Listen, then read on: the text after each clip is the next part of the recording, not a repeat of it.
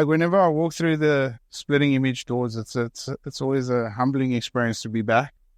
But I can't help but think that I've always come here either to drop off trophies or to come and ask you some relatively important questions in our industry. And part of my platform, what I've tried to do is try and create an honest boundary between conversation and bringing things forward. And one of the things is, and I don't know if we can call it trending, but has gained a bit of traction on social media, is this thing around commissions. And now I've had a small introduction into it as being a little freelance outfitter, but I actually don't know the core idea behind it.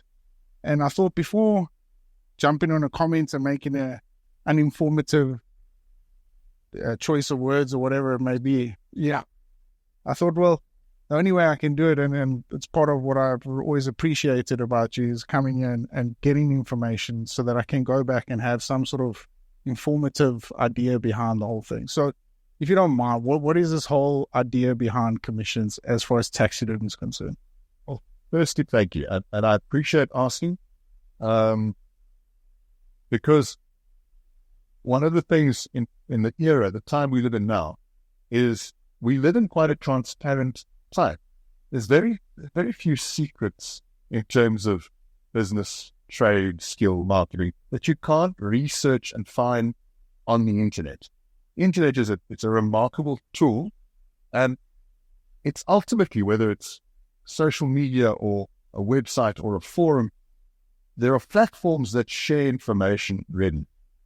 I often think that the information shared is based on uneducated comments, not that the person making them is stupid. They just don't have the education on that topic to make such a hidden statement. But when asked a question by yourself, by a client, by anyone for that matter, I've always been very straight up, very honest.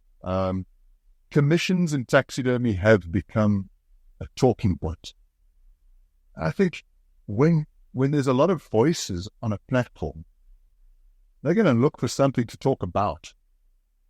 And why not talk about the thing that very few taxidermists have ever willingly wanted to speak about? So, commission is a reality. That, whether you call it a commission, a finder's fee, a referral fee, the principle behind a commission is the same across multiple industries. That insurance brokers, how do they make their money? Commissions.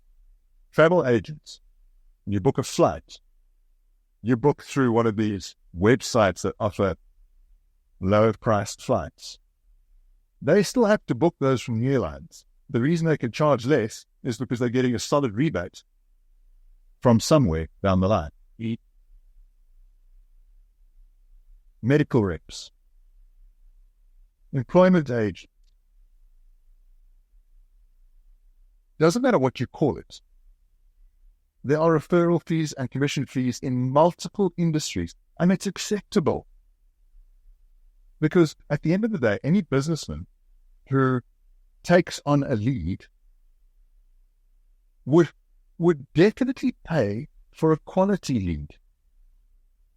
So, as a taxidermist, we have relationships with hunting outfitters in order to get quality leads. And the quality lead we get is the hunter.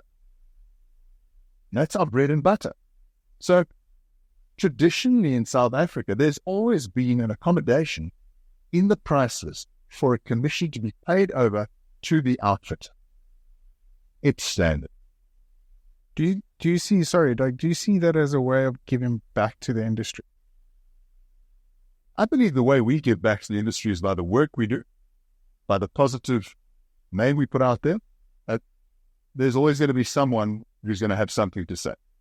The last 3 years have been tough for us because we've recovered and trained new staff and built new systems and taken on a whole new era in business.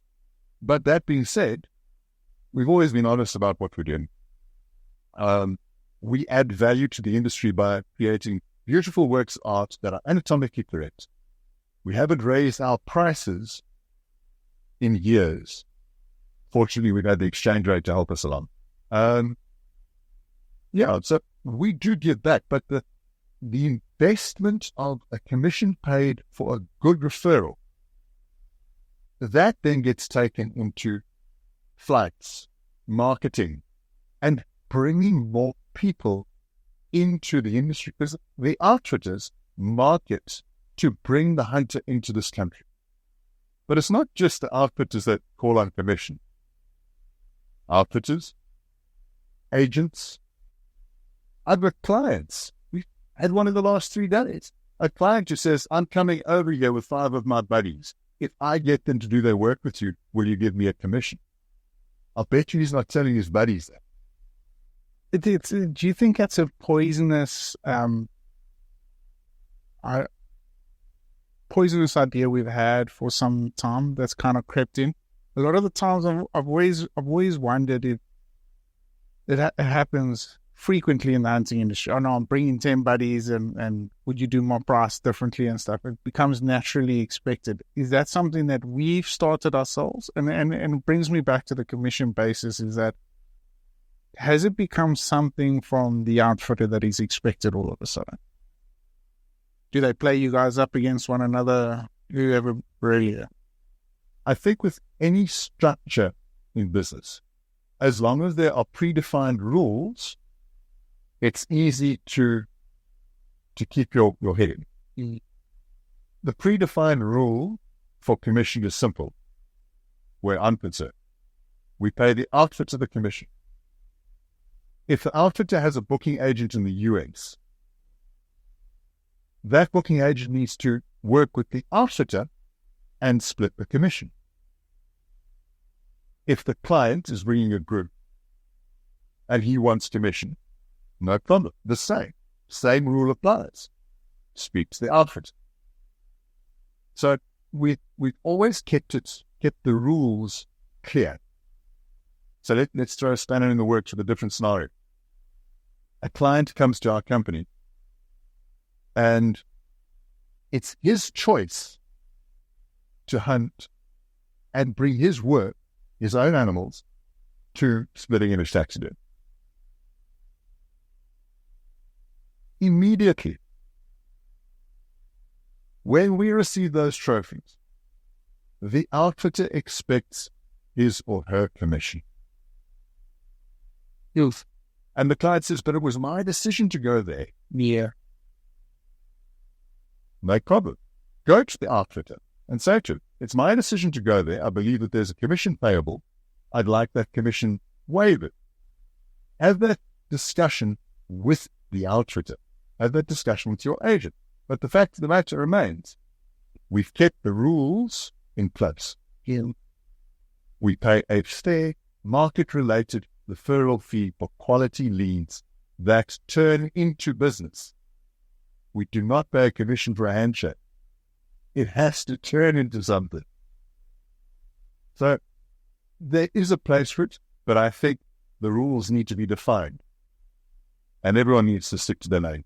I find that often in this industry that the waters get a little bit muddy when guys want to go behind one another's backs, and hence why we're sitting, because I want to figure out exactly from yourself what goes on behind this whole commission story. Because I did a podcast a couple of weeks ago about agencies, and look, I'm not a big fan of an agent, but every man to his own. But how important is it now that the agents that are booking these hunts actually have to go through the outfitter? Because I somewhat tend to believe, and it's happened to me a couple of times, that they will actually start shopping around themselves for the best possible deal from every other taxidermist, and instead of going through the outfitter's preferred channel of distribution. So how important is it that these guys need to get on board and say, guys, listen, there's one channel of communication here? Because like we see, it can go sideways very quickly. It goes back to rules. If the taxidermists in South Africa, and internationally for that matter, follow the same set of predefined rules, you can't move. Then it's a win for everybody. Because in order to grow the industry in this country and offer the incredible product that South African hunting offers. We need tourism. We need hunters, and the local hunters for that matter. We need that. If the hunter doesn't come, the value is not in the animal. If there's no value in the animal, why would we develop lodges and these wonderful experiences?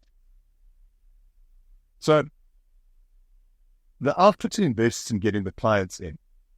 Travel, brochures, marketing. The outfitter pays the agents. Now, you don't necessarily like them, but booking agents have been a very valuable service to retaining value in the South African hunting industry for many, many years. And I believe it's fair. The outfitter pays the agent commission on the hunt. Outfitter gets the commission from the taxidermists. But it also, unfortunately, you're dealing with money. And when money can be a very evil thing in this industry, it can bring the worst out of people. So when guys can't compete with you on quality work and delivering on time and all these sort of things, there are other avenues that they are going to try and exploit. It's boggled my mind for some time now that how we don't all just think on the same page. But because of money and all, it is. But I mean, so expecting commission and that's where I think it's poisoned the industry as a whole, is when guys all of a sudden have something now that they expect from you. And that's hard for me to comprehend. Does that make sense? I agree. And Outfitters in the way they run their business. I appreciate the fact that they market and bring hunters to the table, and those hunters are creating value in our industry. 100%. But when a client picks your taxidermist because he loves the work you do, he loves that lechery with that shield, he loves how you... It shouldn't be an expected... I understand that it's going through an outfitter, but it shouldn't be an expected expense on your behalf to say to that outfitter, here's your commission for that. But it's generous of you. Choice. That's exactly what I'm saying. So it's, if I have multiple rules, eventually you're going to get a scenario where one guy's rules seem better than the other guy. It's much easier when the rules are the same. You're a dad. I'm a dad. Think about parenting kids. When mom's got a rule and dad's got a rule, they're different. What does child do? Plays them up against each other. But if dad's no is the same as mom's no, you parent as a unit.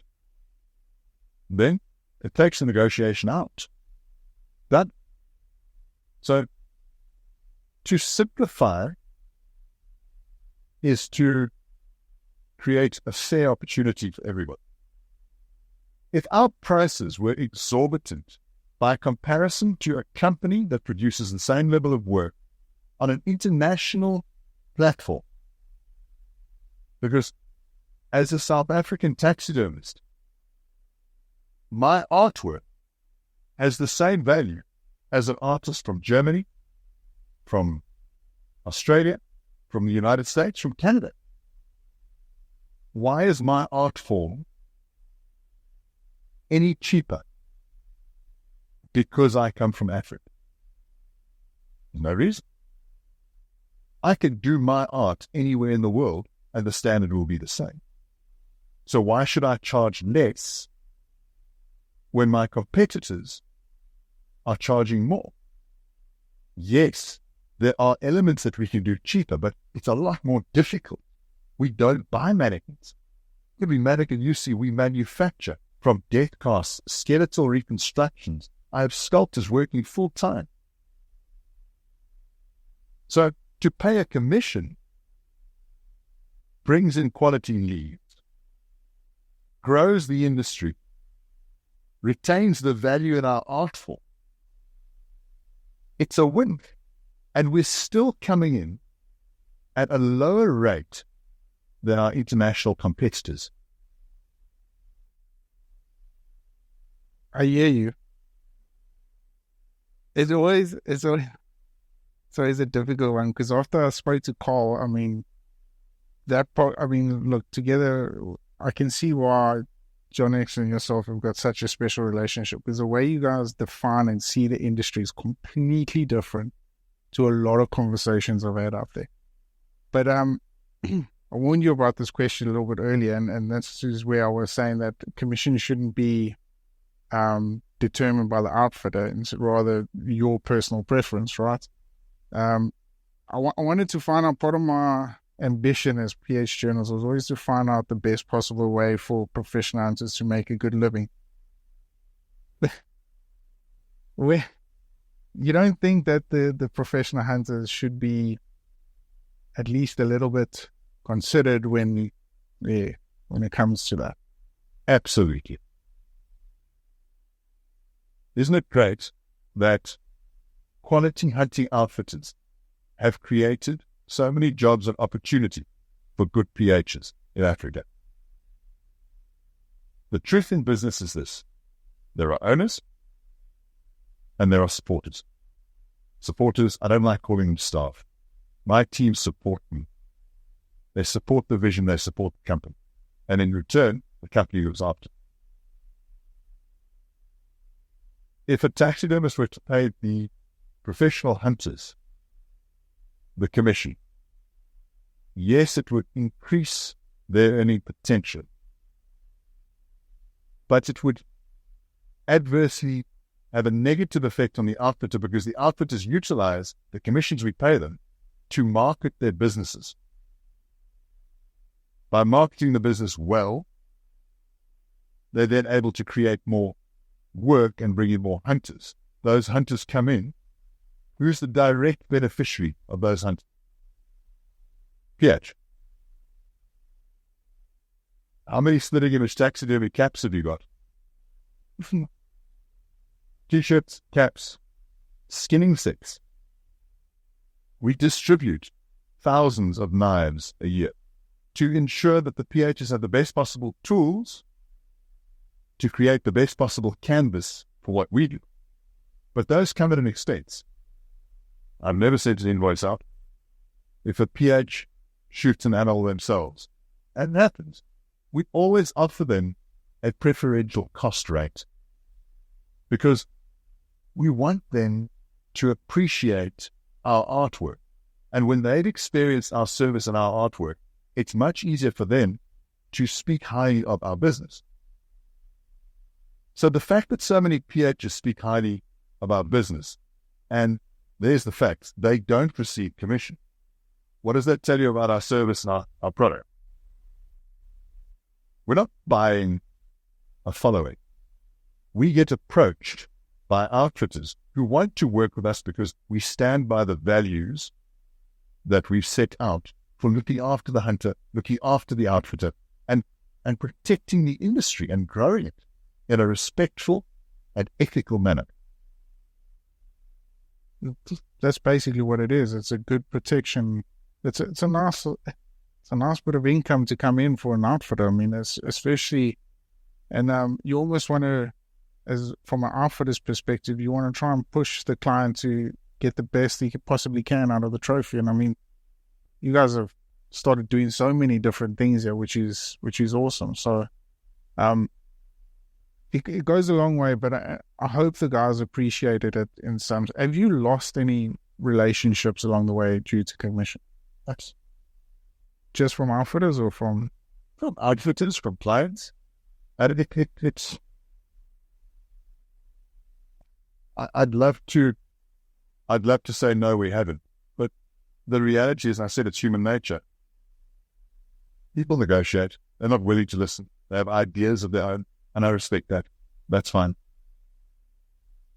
But I need to look at myself in the mirror, and I need to know that my conduct is honest and fair. And I'll never fleece a client. I don't believe in it. There's an awesome old farmer saying, you can shear a sheep many times, you can only skin it once. Sure. Without the international hunter coming into South Africa, we wouldn't have the value in hunting that we have today. And I will always be grateful. And the reason I put so much effort into the service and the quality of that product is because those products remind every hunter of their exceptional experience in Africa. And that keeps them coming back. And they might not come back to me. They might hunt in different areas. But they come back to Africa and they look after the animal that we love. You've pointed out very blatantly that point of contact when it comes to commissioning is through the outfitter, which I think is awesome because it takes away that grey line. But is it up to the outfitter whether he uses a commission to discount certain aspects, not of the taxidermy, but he could discount certain aspects of the hunt? That's up to and to highlight and just make things into perspective. When is commission paid? When the taxidermy receives their final payment from client and not a minute before. Yeah. Regardless whether the work is completed or not. Regardless. It's based upon, and again, it's about clear defined rules. So the rules within Splitting Image Taxidermy are when client has paid his final account, and then and only then is the commission payable to the outfitter. So it's pretty clear cut. And that's it. That's how you guys operate, and that's where we want to go. And I love that. You saw on social media recently, and I followed a recent, I called it a post, but a post, that's not a post there. It was a flame war. And I followed it, and it was based around commissions, and there's pros, cons, uneducated. But the fact of the matter is, all I want to be is transparent. I want to be honest. And I can openly tell you, there are very few facets of the hunting industry, both in South Africa and internationally, that do not have some form of referral, commission, or finder's fee in place. Done.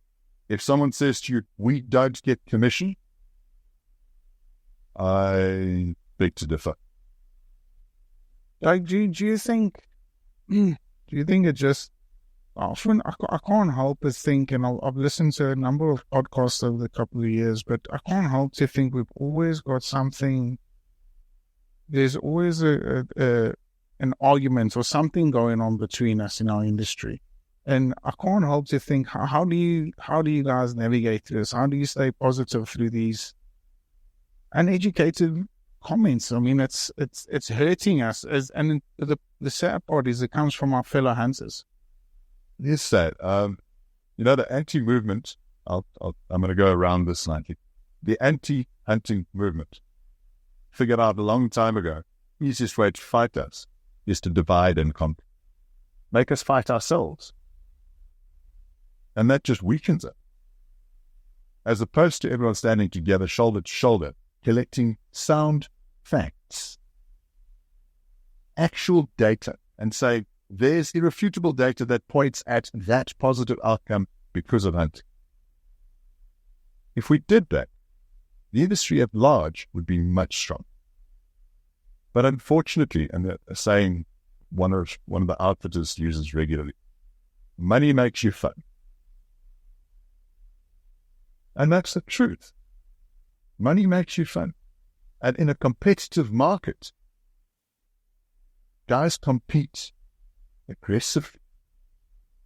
And when they don't have product and they don't have service, the only other card left to play in the deck is price. And quite often, pride gets in the way. They forget to do their maths. And there's not much left at the end of the negotiation. So they rely on where they can squeeze out of the surrounding industry. It's a hard one because, I mean, like I said, I've done a couple of podcasts, and especially when I spoke to Cole and a couple of other guys, they say there's always bad apples in every industry, right? But the thing that's concerning me now is I'm starting to think that institutions like yourself and John X and all these guys, we're starting to be able to count them on our hands. And the guys that are bad apples, essentially, they're starting to get more and more and more because money's become a greedy aspect in it.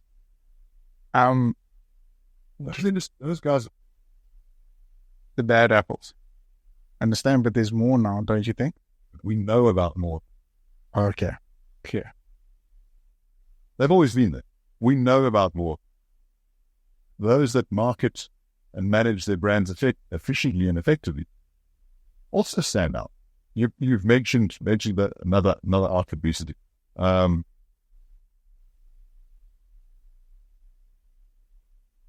We've worked with several outfitters for many, many years. When I started in the industry, I had support from several outfitters that have helped to grow Splitting Image Taxidermy into what it is today. I will always be grateful. Always. And out of pure loyalty and a handshake, I will always honor my side of the deal. And that is to assist in paying for their marketing.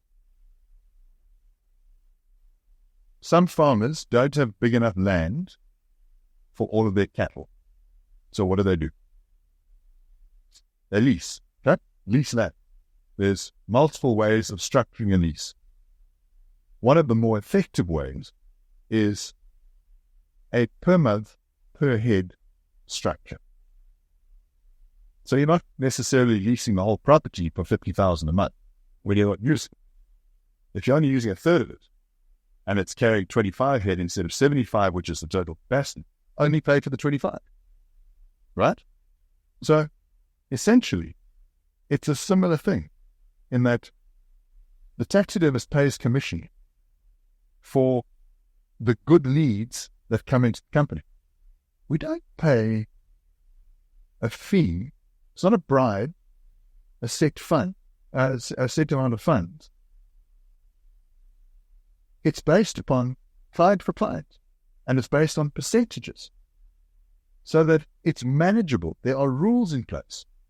And the minute it hurts the hunter, it must stop. But the price structures in South Africa in taxidermy are still considerably lower than the international market. It's just facts. Can you explain that a little bit with regards to the exchange rate like you did earlier? So, let's take a buffalo shoulder mount. Beautiful one above your head. A buffalo shoulder mount to mount in the United States will cost approximately $2,100 for an equal quality mount that we do. All right? We charge $1,350. In order to get that buffalo from South Africa to the US, you have to pay dip and pack to dip and pack it raw. That's $350 plus a bit of shipping. So the $350 on top of the $2,100, $2,450. When you do taxidermy in South Africa, you don't pay for dip and pack because we're processing the order. So we're still $1,350.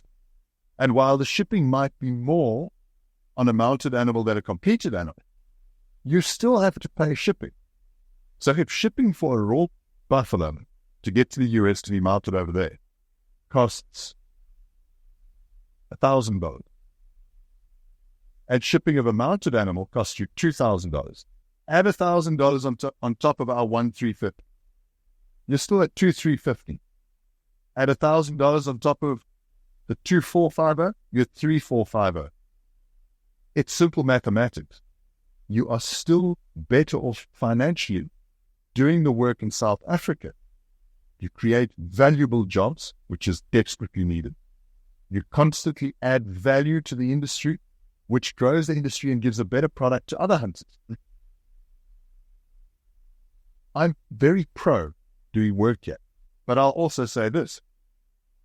Dip and pack forms an incredibly valuable part of our hunting industry in South Africa and should never be neglected. Because there are taxidermists in America, globally for that matter, all over, that produce beautiful work, that add value to our industry by promoting to their client base to come and do work in South Africa. And I respect those artists because I'm an artist as well. And they form part of our industry. Remember I said, let's stand shoulder to shoulder? I must support it.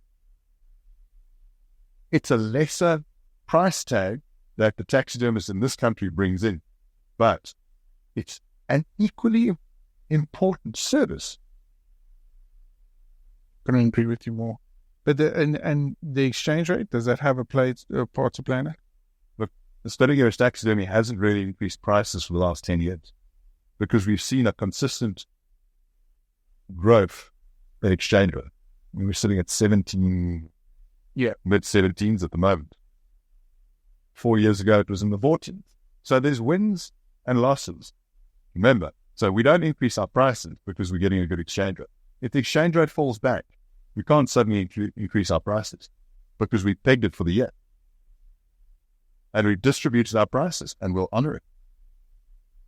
It's kind of like playing a dangerous game of was this dangerous part of the stock exchange, because I'm a very optimistic guy and I'm hoping this new government of ours strengthens our rand a little bit, and I'm sure it will, but then you get the politics on the American side. But I wanted to touch, you mentioned it earlier, on shipping. How important has it become to understand the basic costing of shipping? Because I'll be honest with you, my personal opinion and what I've understood shipping to be before we started having discussions was the crates rock up, and whether it gets determined on the crates and whether you can fit 1,000 animals in one little crate or 600 animals in a big crate. It differed according to how many animals you had. But more I spoke to you, you told me that that's not the case. It's not about volume of animals that get shot, but volume of package. So shipping is calculated on volumetric weight. That volume means that you can have one big crate that is the same volume as two small crates. But two small crates are easier to load on the back of a pickup, easier to manage. There are laws in place that prevent, or should prevent, unrelated hunters from pooling, putting their work together under one name in one crate. It doesn't save you money. Not in the shipping. It may save you some in the clearing costs. Clearing cost is a US-based cost for the clearing agents to clear the trophies through customs. That's US fishing. Correct. And the likes of these clearing brokerages, which are all over the US. There are multiple. They charge per client. So if there's one client in a crate, although there's multiple animals, it's one fee. So it's a saving of maybe $500. But it feeds the law. No, don't do it. Period. Don't. We don't allow it.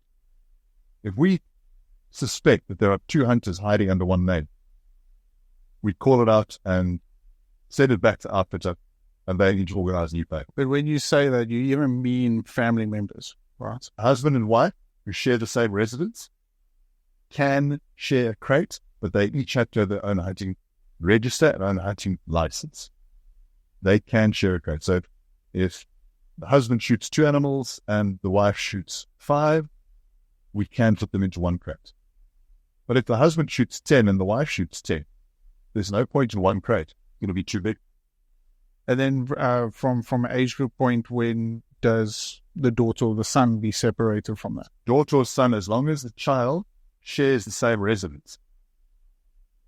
And that's generally up until the age of 18.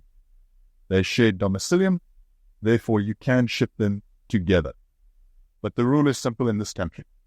If you pull the trigger, you've got to have a hunting register and a hunting license. End of story. Whether you're 5 years old or 50 years old, doesn't matter. Shipping has, like everything else in life, gone up over the years. The 2020 period and the Russian-Ukraine war, all of these things have affected the cost of shipping internationally. Routes have changed for the big ships. Airlines have grown and some have gone down. There are embargoes all over the place. So there are dynamics at play that we can't control. And as a taxidermist, we often get blamed that the shipping is exorbitant. The shipping isn't exorbitant. It's actually in line with global trends. Inflation will lift the cost of shipping. It's common sense. It's business. It's just the way it is. The key is to manage the shipping. There are certain times of the year where shipping costs more. December, the nightmare. December, January. That's Christmas period for shipping. Our commodity, taxidermy trophies, hunting trophies, gets put to the back of the queue and gets charged a premium. But they come into March And mid-year, your rates decrease because those organizations, which are businesses, are looking for volume in order to make sure that their businesses move forward. You think that's an avenue that you guys, I wouldn't even know, but is that something that you guys have as some sort of agent that would advise when best time is to ship and not? Or do you recommend getting them out as quickly as possible? We've been through this for a while. As rule of thumb, and looking at the historical figures, we would always recommend that you don't ship in December and January. You are going to pay too much. So, and this has been to our detriment, in that we've been working hard to reduce our turnaround times back down to, we're now currently at about a 12-month, depending on the size of the order, 12 to 15-month turnaround time on taxidermy in South Africa at Splitting Image Taxidermy. At one stage, we were 18 months, which for me blew my mind and certainly annoyed a number of clients. But the fact of the matter is we needed to train up staff to make sure that they could do an international level of work and give clients something they can be proud of. So shipping has gone up. Don't ship over December and January. Rather be slightly patient. Wait 2 months. Consider the difference between air freight and ocean freight. We are starting to get more ocean liners going. And ocean freight, you're looking at about $5 per volumetric kilogram compared to a current rate of air freight, which is about $7 to $8 per volumetric kilogram. It's a good saving. It takes longer and you're going to have to be patient. So, because there aren't vessels that leave every single month. You have to consolidate, fill the 40-foot container, and that's why they get the benefit of a lower price. It's because you're sending parcels on these ships. Doug, sorry, just on the shipping there, especially with the rates and stuff going up and down, have you seen guys change their perspective on certain things that they want, whether they want a habitat or what, and they've actually gone, well, instead yeah. But that's why in the initial planning stage of any taxidermy order, we have a completely transparent estimate structure. This is what you're doing. That's more or less what you're going to be looking at for shipping. We just want to tell you, I don't want you to have surprises. Let's eliminate. Let's make the conduct as honest as we can and manage the expectation of this again. Yeah, it's something that's definitely needed in this industry, is honesty. I mean, it's crazy. But I mean, I've seen, so generally, how many trophies can you fit into a reasonable size crate? I know they differ in size, but your general crate that leaves out here, that's affordable. I mean, an affordable crate, 1.5 cubes, about 8 animals. And the cost of 1.5 cubes, about $3,500 to $4,000. Obviously, if you're going to put pedestal mounts in there with the pedestal base, it's going to add up. If it's just shoulder mounts, they might knit together quite well and pack tight. That's why we stipulate that we will complete your work in a period as an estimated period. Once we receive final payment, only then do we queue it to crate it. We don't want to crate those trophies before final payment is received. Because once they get in the crate, we do a final clean and they look beautiful. Put them in the crate, seal the crate, send the crate. We don't want to crate these things if payment hasn't been received, and we then would have to open it and clean them again. We're very proud of what we do. We love the work, and we wanted to arrive there and must be like Christmas every day. And it's wild how you guys, I watched them packing the other day and I was just like, I don't even know how you guys get them all in, but it's really cool. And part of the excitement is unpacking them. Check those guys on Texas. Actually, wizards.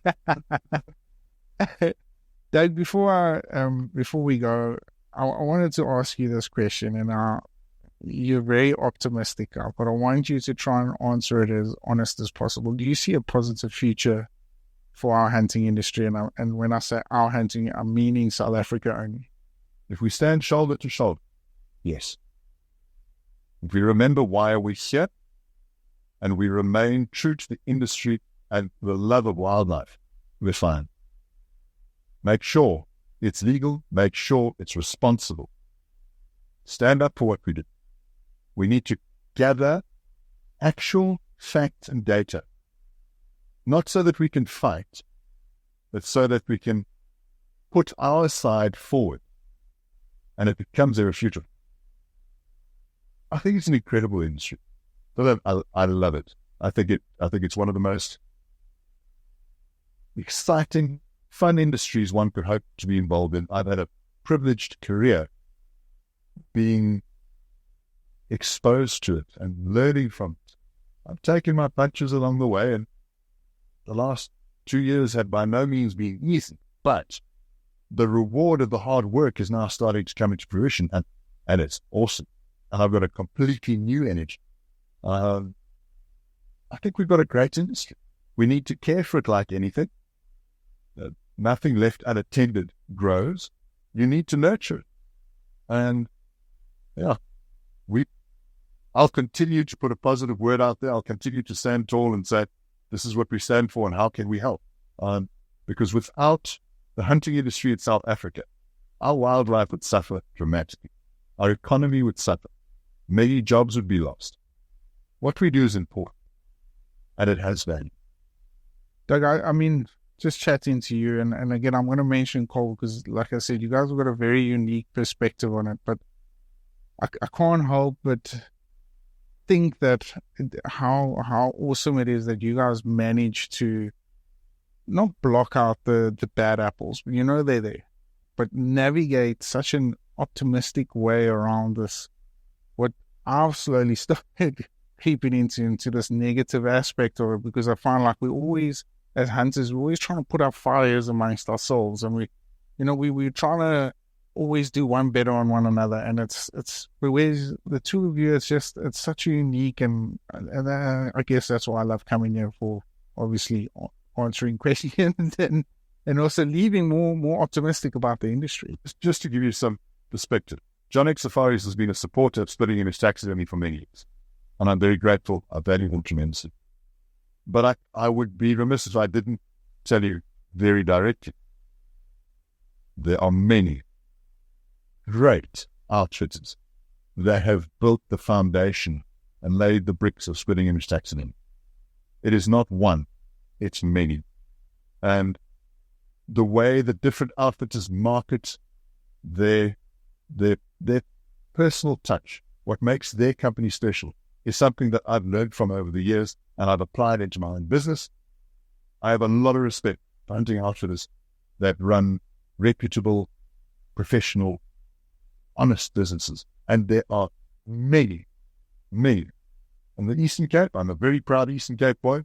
There are some incredible outfitters that I will be eternally grateful for.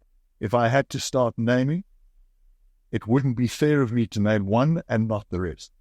And there's a list. And to them and every single outfitter that supports Splitting Image Taxidermy, they know who they are, both in the Eastern Cape and throughout Africa, throughout South Africa. I'm very grateful, like incredibly grateful. And I will always put my best foot forward, stick my neck out, and push forwards. We've got a tradition since our very first podcast we started was Wes, and I'll ask you to do the same, as answering a question left by the previous guest. And this question goes as follows: what obligation do you feel as a conservationist in the industry that we have to put out there to the guys that are running a bad name for our industry? We are custodians of the wildlife in South Africa. We're custodians of our own industry. I was raised that if you don't stand for something, you'll fall for anything. While I cannot tell another man or woman how to run their business, I can choose whether I work with them or not. And I won't. Done. I'm not for sale. That's awesome. Sometimes you just got to say less or say nothing at all. It's hard. It's hard. But, and I've had my say over the years.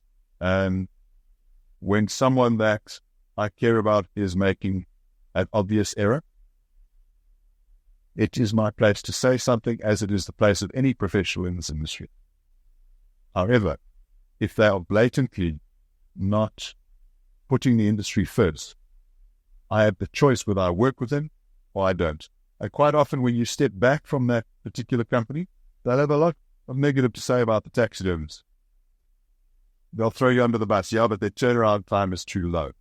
It is too slow. Their commission is too low. They'll find some reason other than standing up and going, we've decided to go a different route because our brands didn't align, which is a professional way of putting it. But I'm just going to stand back and be quiet. It's much easier. Often we ran to the keyboards too quickly and instead of making informative decisions. But Doug, thank you so much. This has been, once again, another very, very special episode. And I'm looking forward to hearing what everyone has to say about it. And I never thought I would say it since our first episode, but it's always nice to get all the positive comments and all the great work that you've done in the industry. And I really appreciate you taking out time of your busy schedule and coming and sitting here with me and clarifying a couple of niggles that we need to get through. So conversations. And as always, thank you. Thank you for what PH Journals is doing, for offering a platform that we can be honest on. That's all I want. It's just to be open and honest, and put a positive message out there. And thank you. I appreciate it very much. Anytime. Thanks so much.